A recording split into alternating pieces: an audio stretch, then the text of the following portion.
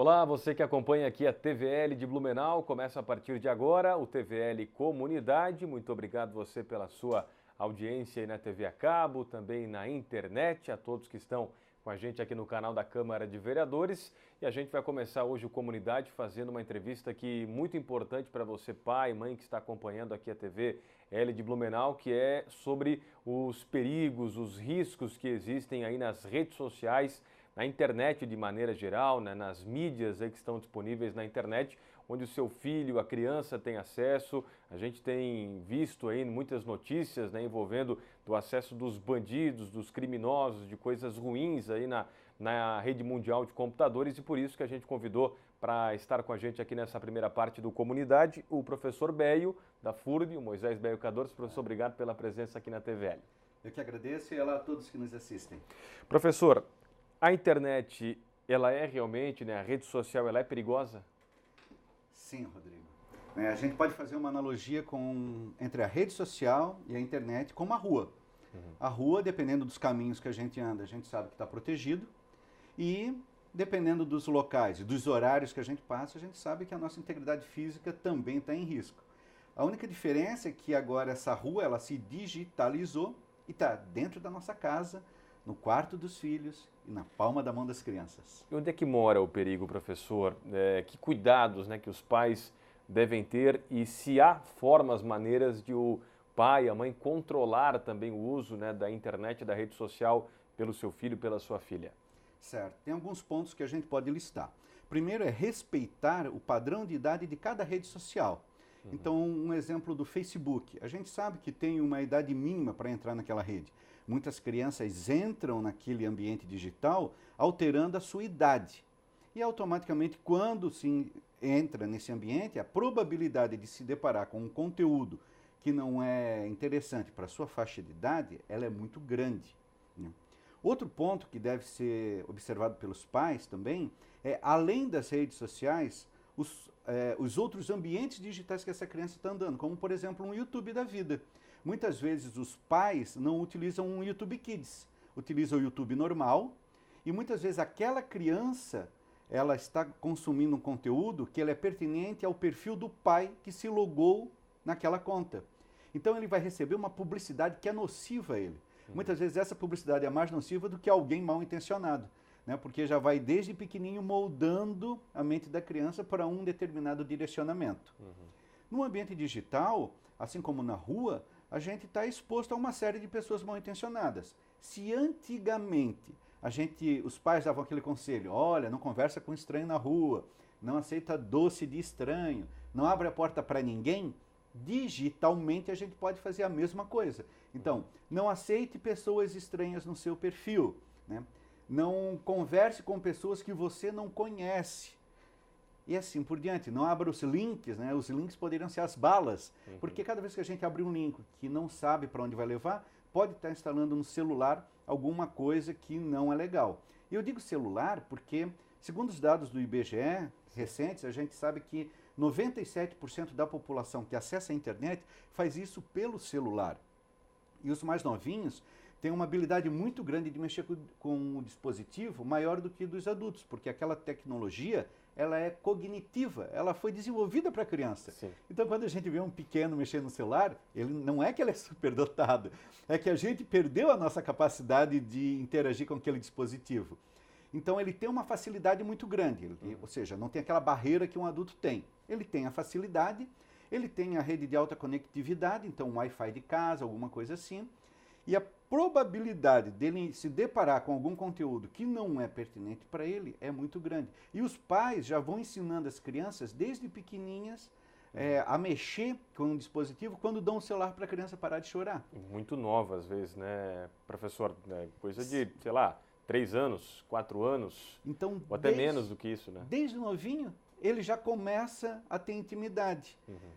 Levando em consideração, às vezes, a pressão social. E quando digo isso, é aquela criança que já recebeu um celular dos pais com 8, 10 anos de idade.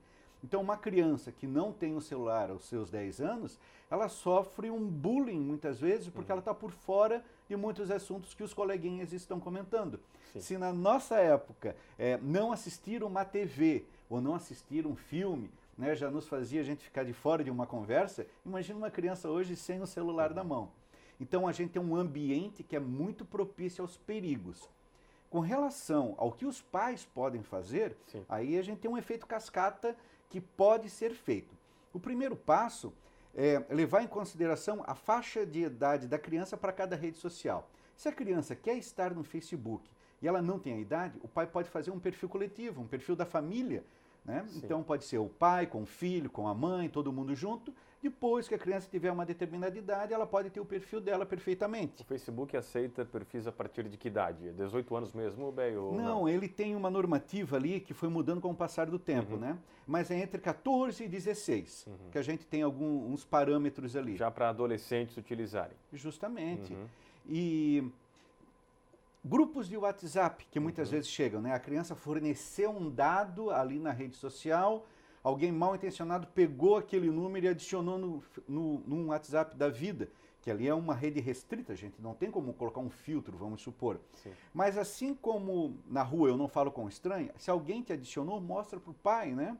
É ensinar aquela criança, educar ela, olha, sempre que alguém estranho vier conversar contigo, mostra para o pai saber se é um amigo da família, se não é ou quem é. Para o bandido sempre vai levar o criminoso, né, o pedófilo, muitas vezes está na internet também, ele vai levar para o lado, olha, não conta para o pai, não conta para a mãe, porque se você contar ele vai te proibir, não vai deixar mais a gente conversar. É isso que a polícia sempre passa, né, professor? E aí como o pai pode tem algum programa, alguma coisa que a tecnologia oferece para ter esse acompanhamento mais de perto ou não existe, professor? Temos sim. O próprio Google tem uma solução para isso. A gente pode digitar aí Google Família, ele vai oferecer um produto que nos ajuda a colocar filtros, inclusive, um espelhamento de tela, muitas vezes para o pai saber o que a criança está vendo, um histórico de navegação, né, indo ali no Google, o que ela está pesquisando.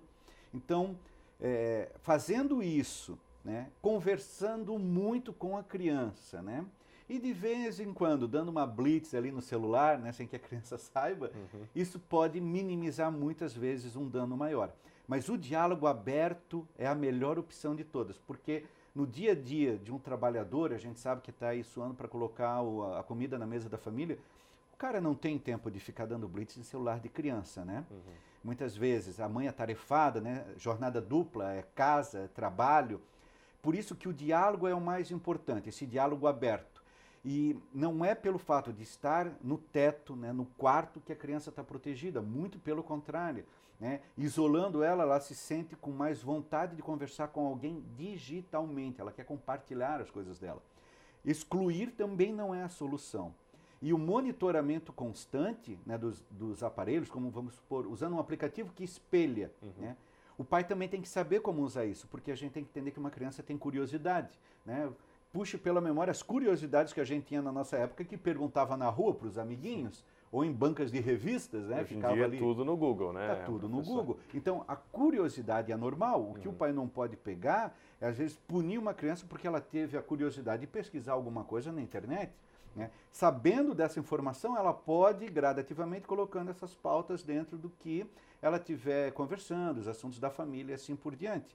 O que não pode fazer é ser invasivo quanto a isso, né? Ou seja, porque ela tira a privacidade. E aí isso tem um efeito mais maléfico do que benéfico para o seio da família. O professor Beio, e a história aí da boneca, né, que saiu recentemente, que é o assunto agora em muitos grupos aí de WhatsApp, internet, enfim, redes sociais, que aparece até no próprio YouTube Kids, né, a imagem da bonequinha lá, até em inglês, né, o recado, só que tem criança que hoje em dia já fala inglês tranquilamente, e a boneca, ela, pelo que eu estive lendo, o professor mostra a criança, incentiva a criança muitas vezes a cometer até o suicídio, que é uma coisa gravíssima, né, professor?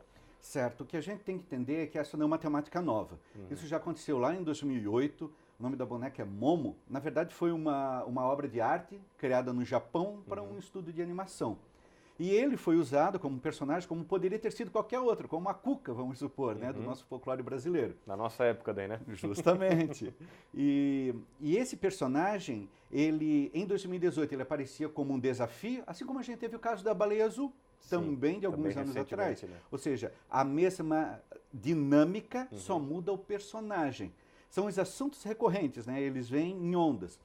Esse caso específico que está viralizando durante essa semana e ultimamente é que são partes que são inseridas em vídeos. Ou seja, um vídeo oficial que é duplicado e dentro daquele conteúdo aparece um micro conteúdo incentivando alguma coisa negativa. A criança está lá vendo um desenho, por exemplo, desculpa te interromper, e aí de repente aparece a boneca. Isso. Pode ocorrer. Pode.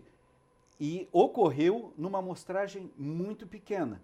Muito pequena, que deve ser remanescente de 2018, alguma coisa que não foi pega pelo algoritmo do YouTube, por exemplo. Só que isso ganha uma visibilidade muito grande, porque tem um apelo muito grande, né? Então, pais, sobrinhos, irmãos, todo mundo que tem uma criança no seio da família se sente comovido com isso e foi repassando essa notícia sistematicamente. A gente teve um grande veículo que foi o primeiro a noticiar, né, a relembrar o caso, e todos os outros, no efeito cascata, começaram a noticiar também, citando o primeiro.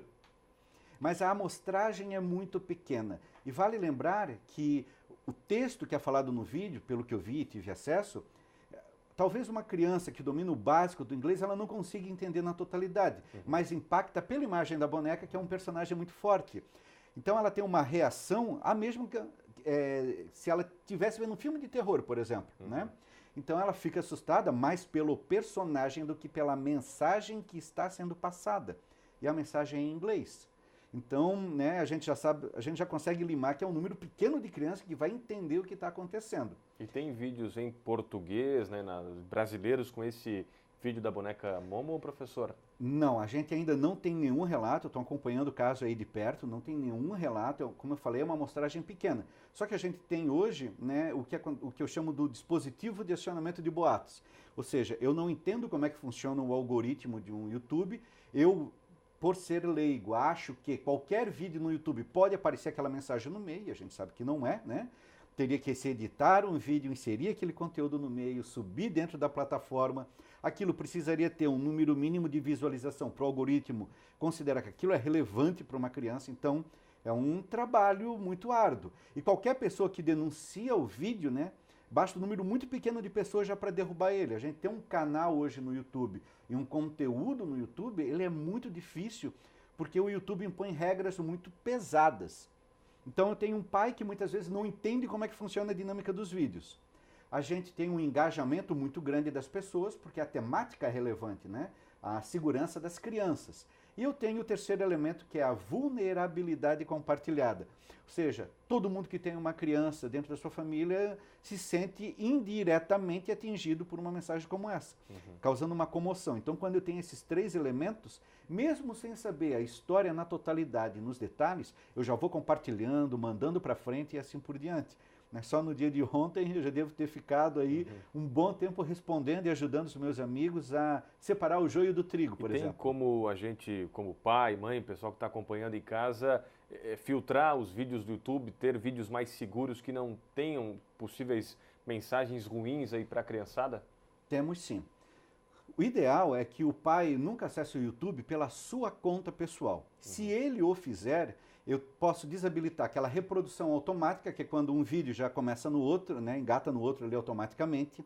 Eu posso montar uma playlist com desenhos que eu já vi, que eu já conheço, que eu passei a barrinha de rolagem ali para frente, né, vi que o vídeo não tem nenhuma alteração, crio uma playlist e ofereço para a criança. Mas mesmo assim, esses vídeos vão ser acessados por uma publicidade que é pertinente ao pai, porque é um perfil de adulto. O ideal é que o pai faça um YouTube Kids, que é a rede social do YouTube própria para criança. E que ali dentro o pai ainda pode desabilitar a aba de explorar. Ou seja, a criança só vai ver o que o próprio YouTube Kids separou, que são contas verificadas pela plataforma. Então ele vai estar no canal da Turma da Mônica, o canal oficial da Peppa e assim por diante. E ali dentro não vai ter problema, é um ambiente seguro. Se a gente pudesse fazer uma analogia, né, seria um parquinho, né, do condomínio fechado que com a supervisão do pai, que ali a criança vai estar segura digitalmente. Show de bola. Professor Beck, para a gente encerrar, né, qual o limite, né, de utilização das crianças, dos jovens, do Facebook, do Instagram, especialmente, que é uma rede social muito forte agora, né, muito presente aí na juventude também, para a gente encerrar aqui a nossa conversa, para fazer esse alerta e também para os pais que estão acompanhando aqui o Comunidade. Certo. Acho que o mais interessante é a gente entender que esse momento digital que a gente vive ele é um momento único. A gente não vai engatar uma marcha ré e voltar a uma era analógica, né? A gente sabe que as pessoas passam muito tempo na frente da tela e que os pais têm que fazer é aceitar isso e tentar também tirar o melhor proveito disso.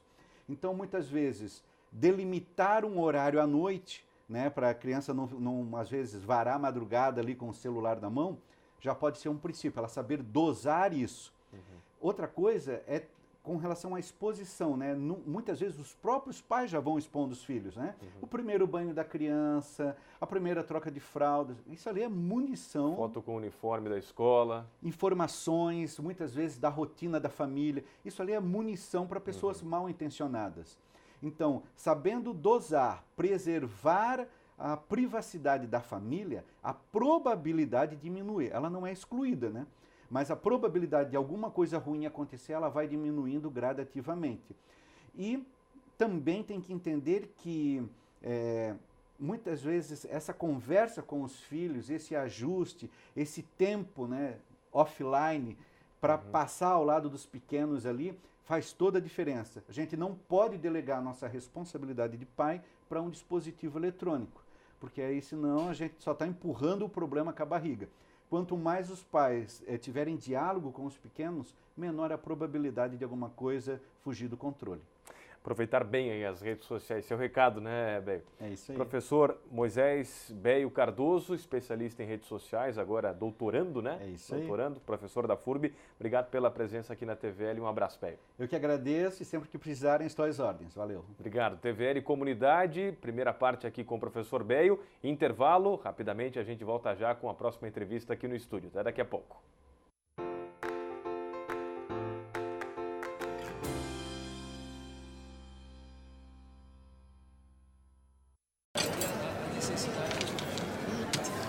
Hoje pode deixar que a conta é minha. Tá, mas você não vai dar nenhuma conferida?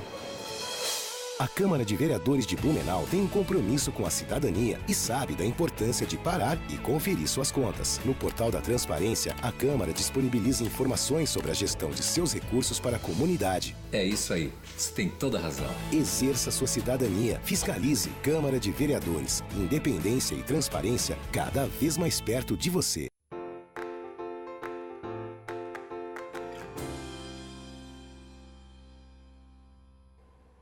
Estamos de volta com o TVL Comunidade aqui na TV Legislativa de Blumenau. Lembrando que este programa aqui, o TVL Comunidade, também está disponível lá na internet, no site da Câmara, câmarablu.sc.gov.br. Tem um link lá da TV Legislativa, você vai clicar lá e vai abrir o TVL Comunidade.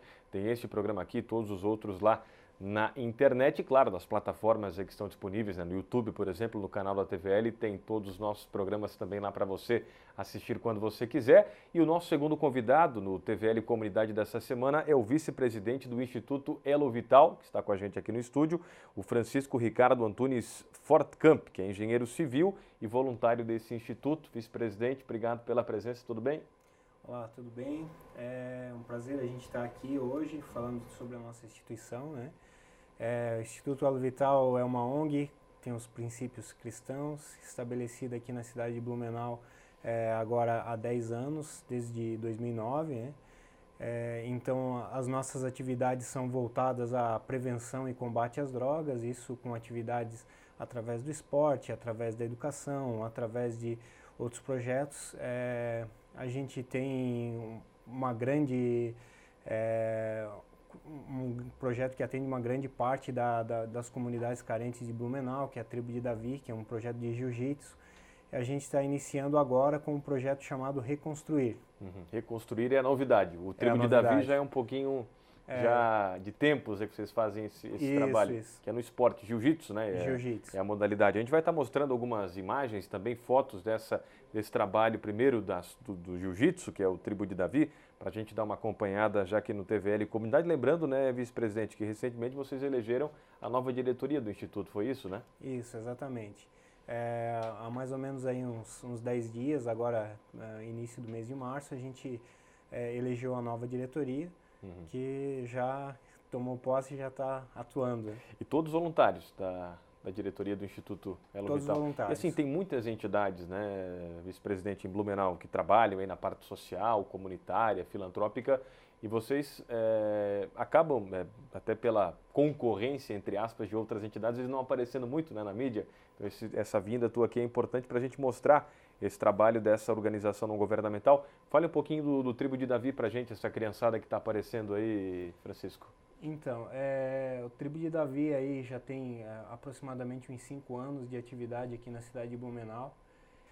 São 6 pontos na cidade de Blumenau. O primeiro é na Essa de Queiroz, que foi o nosso projeto inicial. Temos na Vila União, no Progresso. Temos na Escola Hella Altenburg. Na Guarapari também. Guarapari e na Rua Araranguá. Araranguá. Todas as comunidades carentes, assim, né, vice-presidente?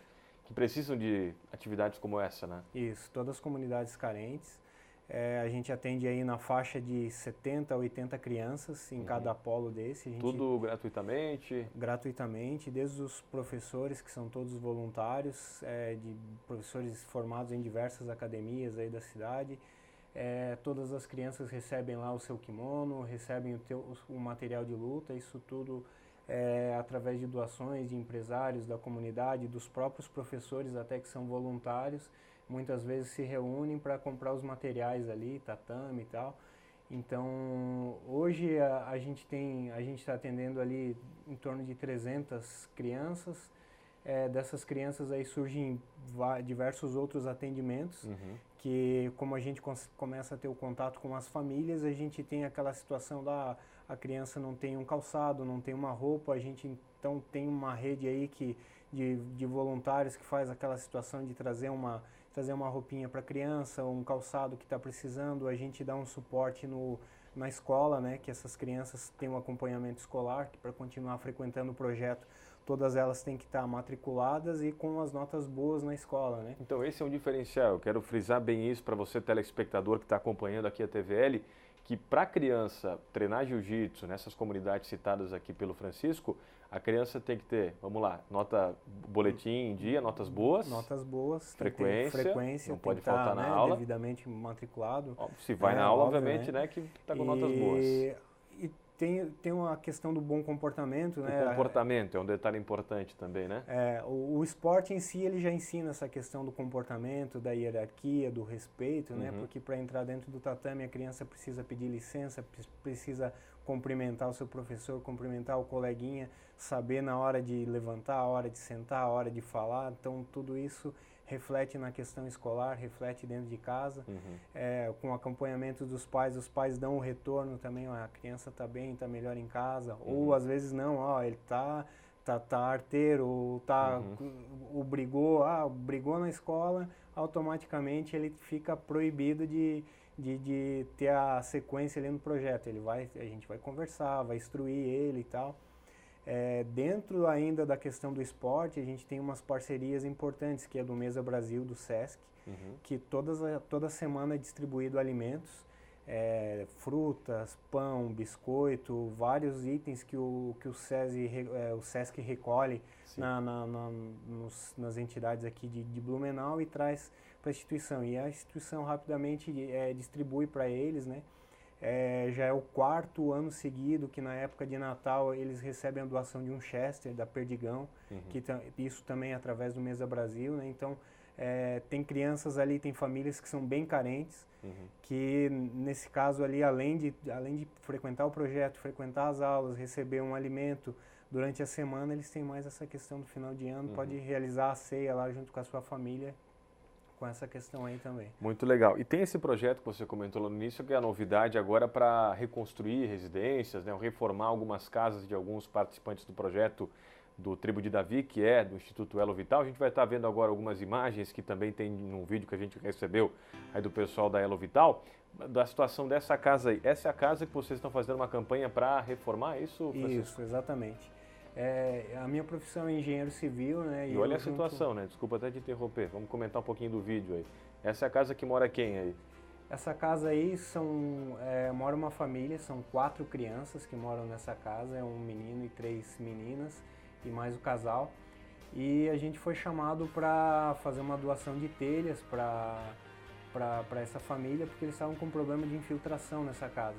Aí quando a gente chegou nessa casa aí, eu como engenheiro civil, eu me assustei com tudo isso e as pessoas que foram acompanhar lá também no dia, a gente pensou, poxa, se a gente colocar telhas novas aí, a gente vai acabar derrubando a casa, porque a casa é uma casa mista, né? A parte de madeira aí tá praticamente toda tomada por cupim, infiltração, parte elétrica com problemas, então... É na essa de Queiroz, né? Isso, ali na na essa escola de Queiroz. agrícola, né? Isso. Então, Olha ali o cupim que você comentou, né? Isso tocou bastante a gente, porque a gente conhece muitas pessoas, já até na profissão a gente por muitas vezes já tinha pensado em fazer algo no social e a gente usou o Instituto para promover isso aí. E agora se chama o projeto Elo Vital Reconstruir, 2019. Reconstruir. Essa é a primeira residência, então, que vai ser... Essa é a primeira residência. Como é que vai funcionar? Esse já é um projeto que integra junto com o Jiu-Jitsu, na questão do Tribo de Davi, porque essa família frequenta um dos nossos polos ali na Essa de Queiroz. E o que chamou a atenção da gente quando a gente foi chegar nessa casa é que o pai de família lá estava desempregado e a mãe das crianças praticamente estava tomando conta da casa, vendendo trufas e tudo. E a gente, conhecendo as 4 crianças que frequentavam o projeto, a gente sempre percebeu que eles chegavam sempre arrumadinhos, sempre bem vestidos, sempre bem cuidados, e quando a gente viu a realidade deles lá, a gente pensou, poxa, a gente precisa ir além, né? A gente não pode parar só na questão do jiu-jitsu, que já é uma grande coisa, a gente está tratando de educação, está afastando a criança das drogas, mas muitas vezes essa situação para um pai de família, para nós que sabemos como é que funciona, reflete em todas as outras áreas, né? Sim. Então surgiu aí a necessidade de a gente fazer um projeto de adequação dessa casa, levantar os materiais e mobilizar a comunidade para a gente ir lá e reformar essa casa, que a gente sabe que é uma responsabilidade nossa também. Então, para quem quiser até encontrar no projeto, né, vice-presidente, tem o Facebook ali que encontra vocês lá, Instituto Elo Vital. Isso. É só para buscar lá que vai encontrar. Tem um telefone de contato que eu quero passar aqui também, que é o 991952966, é isso mesmo, Exato. Né? 991952966, esse é o telefone, e aí você pode entrar em contato até para doar, doações são aceitas, né? Sim, sim, a gente tem uma lista de materiais que se encontra também lá no site, tem todos os materiais que a gente precisa, a gente está com um plano de ação de levantar todos esses materiais num primeiro momento. Até quando? Olha, isso vai depender muito das doações chegarem, né? Mas a gente gostaria, dentro de 20 a 30 dias, ter todos esses materiais para a gente. Aí a gente vai precisar deslocar a família da casa, levar para um outro local e, num prazo lá de uns 30, 40 dias, executar essa reforma e devolver a casa para eles em condições habitáveis, né? Vai ser uma casa de alvenaria, tudo certinho, vão fazer toda a casa nova praticamente, uma casa nova. Tudo que é de madeira ali vai ser removido, vai ser arrancado, tirado fora, instalações elétricas todas removidas também. A gente vai aproveitar a parte de alvenaria, que era uma parte que algumas peças não estavam sendo aproveitadas devido à infiltração, mofo e parte muito insalubre da casa, né?